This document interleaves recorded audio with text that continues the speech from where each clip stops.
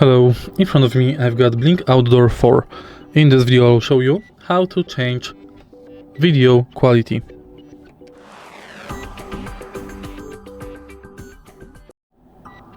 In the beginning, let's go to Blink app and next go to camera settings,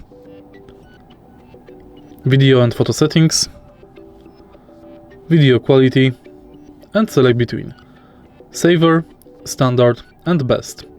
Best offers higher video quality, but will reduce battery life. Standard will offer HD video quality.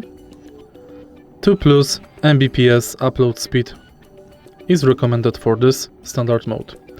Saver reduces video quality, but extends battery life.